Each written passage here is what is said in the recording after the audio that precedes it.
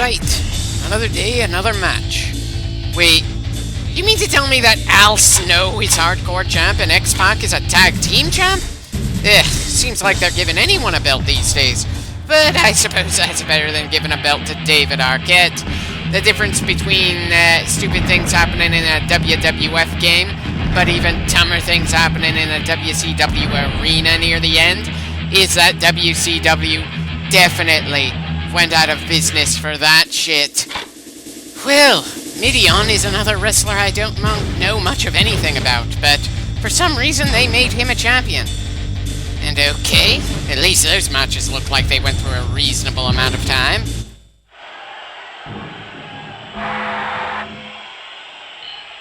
Okay, our opponent is someone I'm a little more familiar with, though I remember him best as A-Train instead of Prince Albert. The man is pretty damn big, and like a lot of larger wrestlers, was surprisingly agile. Not too sure why he gets a manager to come out here with him. Still, at least that makes him less likely that someone else is gonna come in to interrupt this match. I also have absolutely no clue what's with the briefcase, since it's not like Albert seems to be going for any kind of office-oriented gimmick. Wait, we have Paul Bear in our corner in this match? I certainly don't recall seeing him in our corner for any of the other matches we've done in this game so far. In fact, I was starting to think he wasn't even included in the game, considering the limited space the game designers had to work with.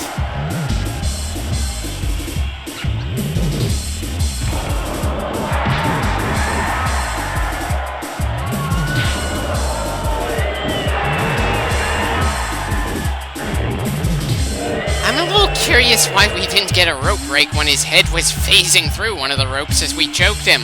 But then blatant choking was supposed to be against the rules, as are punches. But the Attitude Era certainly had plenty of both, from both heels and faces.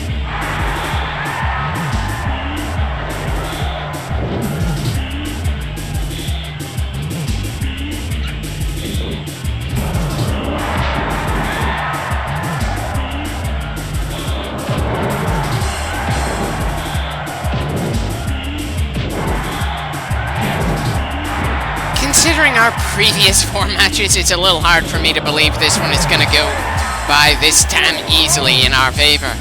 I wouldn't mind it, but it would certainly be a surprise.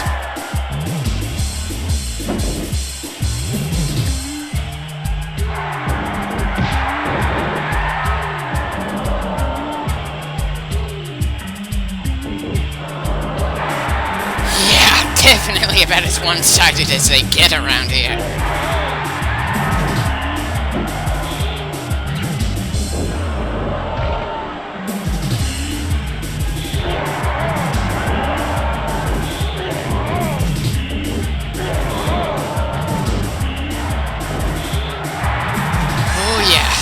Prince is getting a bigger burial than an explicit jobber in this game.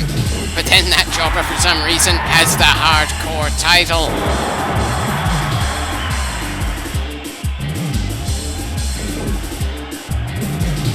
Right, let's do a second tombstone, just because we've seen far too many people in this game kick out of just one. At least in the matches where we've been able to deliver our finisher. Bloody hell. That was the quality of squash match I was expecting in our absolute first match against Chaz in the first clip. I suppose the saying is true. Sometimes the best swerve is the one that never comes.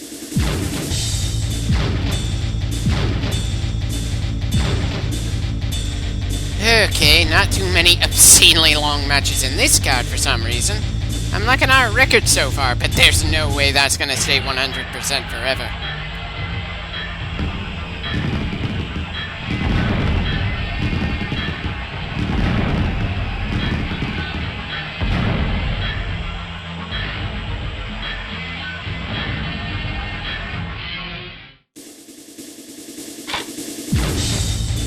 Great. I mentioned Chaz and we have another match against him.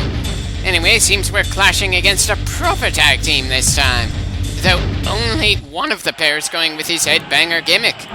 It definitely says something that I remember the guy better as Headbanger Mosh than Chaz.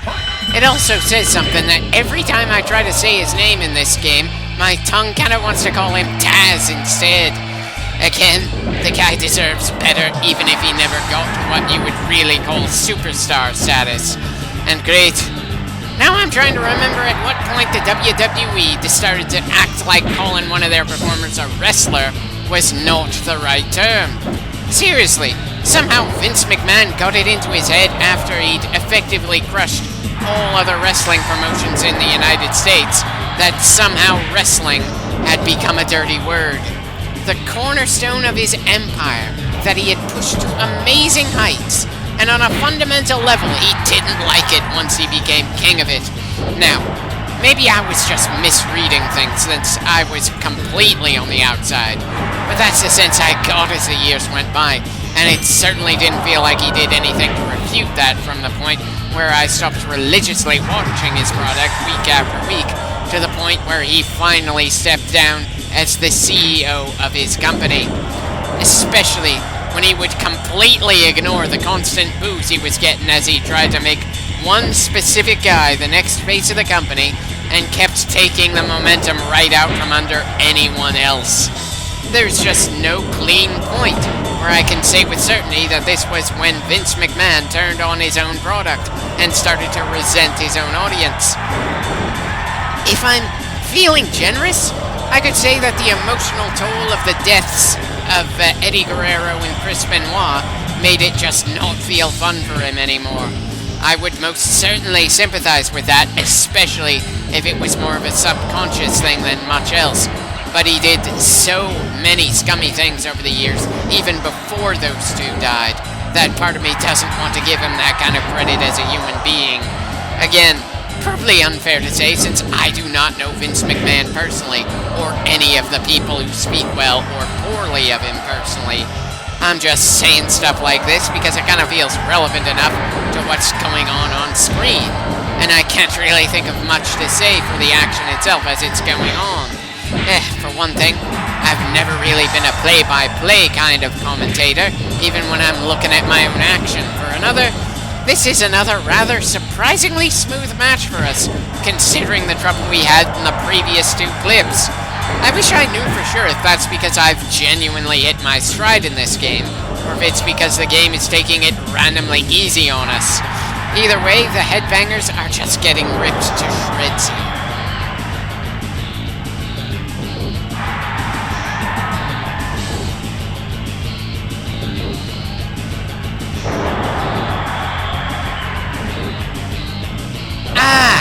Nice to know that Kane's trying to keep the 3 count from being interrupted. Not that he moved fast enough to actually do so, but I appreciate the effort.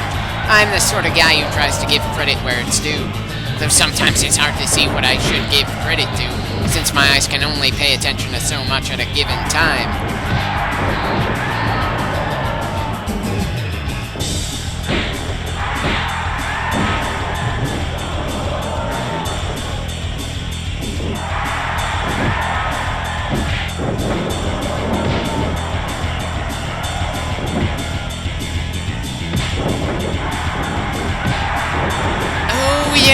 This tag match is definitely looking a lot less iffy for us than the previous two. How the hell are the Headbangers? A very experienced pair that have worked together quite a bit. A worse tag team than Hardcore Holly and Al Snow. A pair that the game just threw together on a whim. Am I not supposed to think about that sort of thing?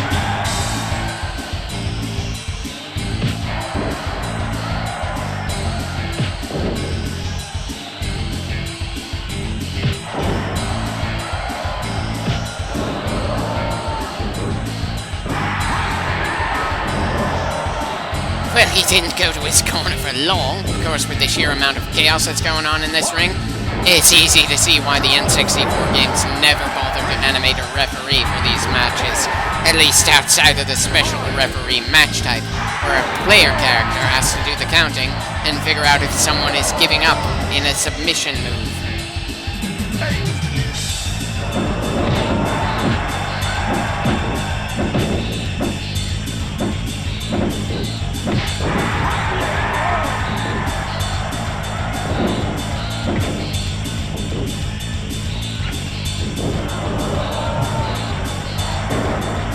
Just how much longer is this one-sided match gonna go on for?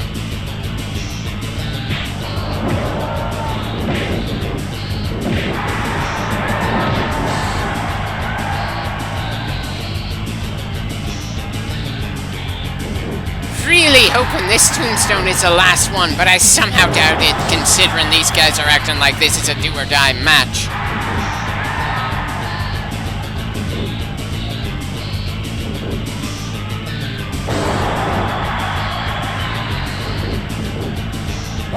Why did I even try to pit him there when he's that damn close to his partner?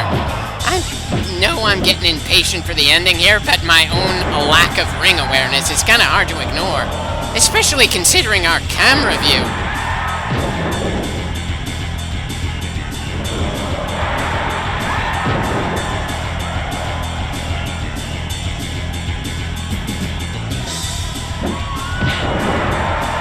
Can't really say anything against Kane doing a dropkick like that, even if it's not one of his typical moves.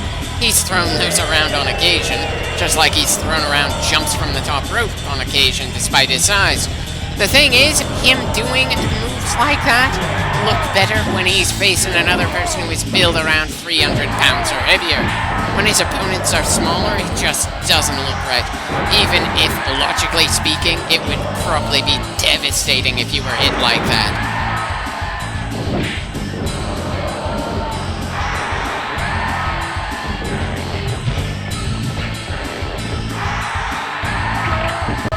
Right, that's another match down, and it certainly felt like our partner was a lot more active and capable this time than the last two tag matches.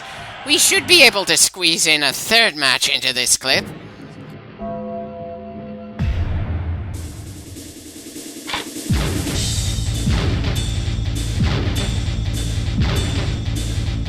Really? Triple H was teaming with Mr. Ass? Just how does the AI determine who tags with who around here anyway?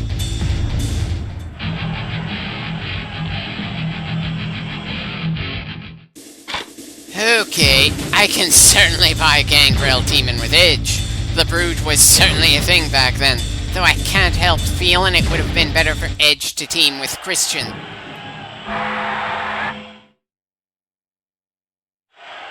Right, apparently I skipped over all the entrances. Bit of a shame. Gangrel's theme is extremely fun to listen to, and I doubt that the N64 would have made it sound bad, even in a condensed version. And sadly enough, his theme and vampire gimmick were the best things going for Gangrel. That's not to say he was a horrifically bad wrestler, just that he was pretty much another mid-carder, and hilariously, he was brought on to help mentor Edge and Christian, hence the Brood. But those two young bucks were better on the microphone than he was, and both got higher on the card than Gangrel ever did. Granted, Christian never really got to superstar. He was kind of in the upper mid-card. But Edge, holy shit did that guy take off. And it is downright infamous what happened with Lita and Matt Hardy. As a kid, I honestly just didn't give a damn about that love triangle. I know some people have called pro wrestling a more male-oriented soap opera, but I just never really gave a damn about who hated who, or who was sleeping with who. I just liked seeing some good action in the ring with some interesting characters. As an adult, I just can't help feeling poor Lita got the short end of the stick, constantly called a whore even over a decade after that incident. She was one of the absolute greats in women's wrestling here in the States, putting on some of the greatest matches, especially against Trish Stratus. Though I suppose it didn't help that she was kept pretty close to Edge for quite a few years, so people would have a harder time just forgetting about that.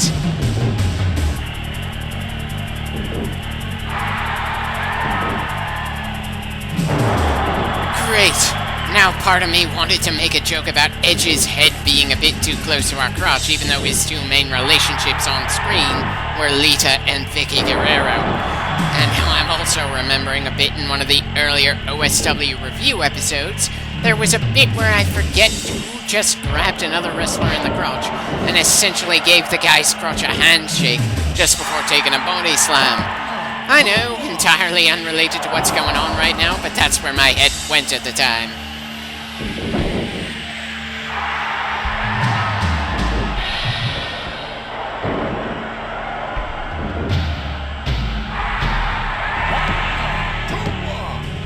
What? Why was I even expecting to get a 3 if Gangrel didn't even shift from his side of the ring?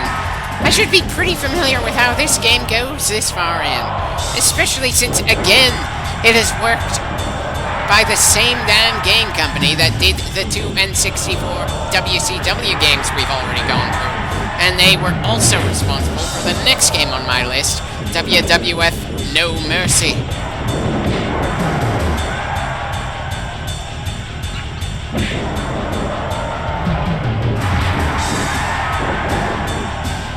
That's right, Gangrel, stay in your corner while we beat down on your partner some more.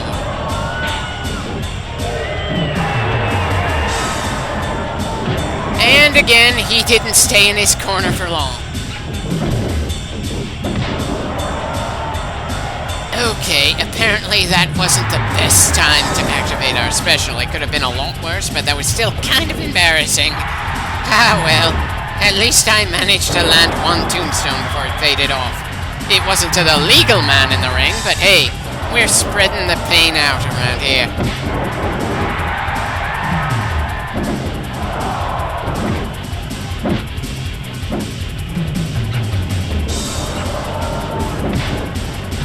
And I just had to get knocked out of the ring as I was getting cocky. Not a big thing, but still kind of embarrassing.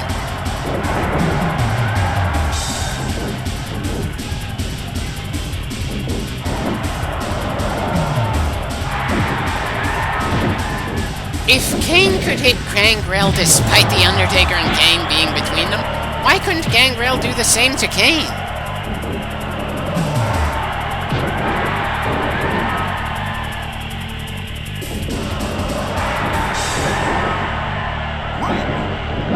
Kind of wish there was an option to hold on to a hold for a bit even after we're told to break it just to cause a bit more damage. But then it's not like I know just how much we have to soften someone up before they're done in a given match, as I keep saying. That sort of thing should not feel like guesswork. I get why most wrestling games don't have health bars. You want some ability for a come-from-behind victory, and health bars imply once this is done, there is no coming back. There's also the fact that this is a very distinctly different style of fighting game from something like Mortal Kombat or Street Fighter. In those games, the primary method of attacking is striking, with maybe a few grapples thrown in for the sake of giving you a method to get by someone who's blocking a lot. Whereas in wrestling games, the main method of causing damage is various grapples, while the strikes are there to help throw off someone who's countering a lot of your grapples.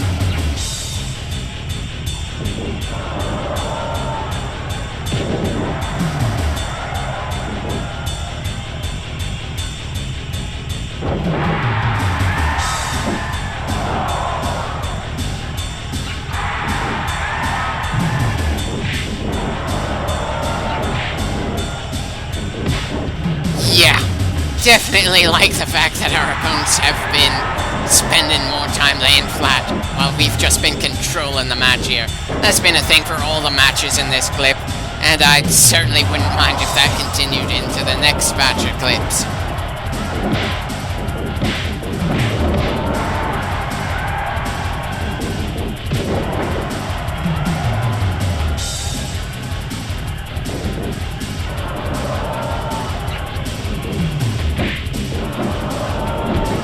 Huh, didn't think Kane would hit him before he hit the turnbuckle.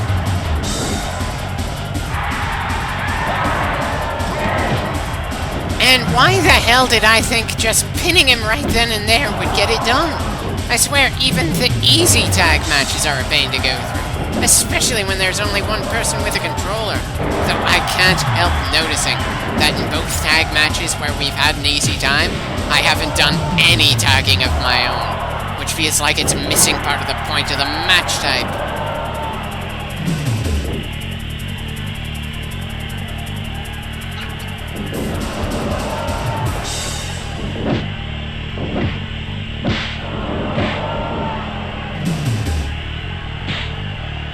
Okay, there's our tag. We didn't absolutely need to do so, but to be fair, The Undertaker is starting to hold his ear. That's a good sign he's starting to wear down, and frankly, Kane is the only one in the ring right now who isn't holding a body part in pain at this point.